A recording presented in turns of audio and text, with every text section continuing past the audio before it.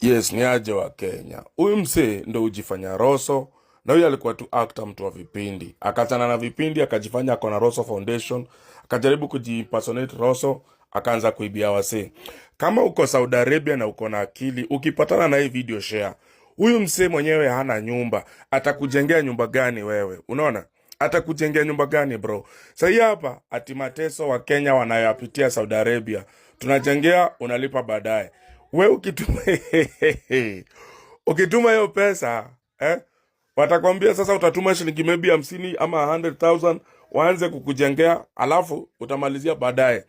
Na kuambia the moment umetuma hiyo pesa, hata ukituma hata 20,000 peke yake, wachana 20,000, 3,000, akia Mungu utalilia kwa choo.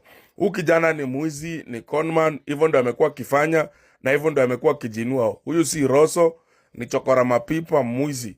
Si yako vichakani, hamwezi kutana. Jaribu mwambie tukutane basi. Hamwezi kutana tafadhali. Stop sending your money to this stupid Rosso Foundation idiot. Kwa sababu anawaibia na ni mwizi. Huyu ni mwizi. Sawa. Usijaribu kudanganywa hapo nje tafadhali. Utapoteza pesa yako. Utasema, oh, through the watchdog mono janiambia, oh, is this guy real? Please tell us. No, this guy is not real. He's a conman. He's a thief.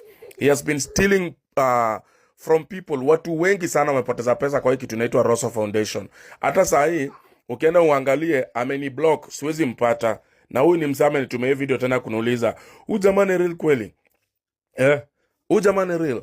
Sasa wewe kama unataka kujengea huyu mtu na kumnunulia gari na kuendelea kumfuelia, endelea kumtumia pesa ati atakusaidia kujenga. Ati tunakujengea unalipa baadaye. Hata Shylock afanye hivyo. Umesikia wapi?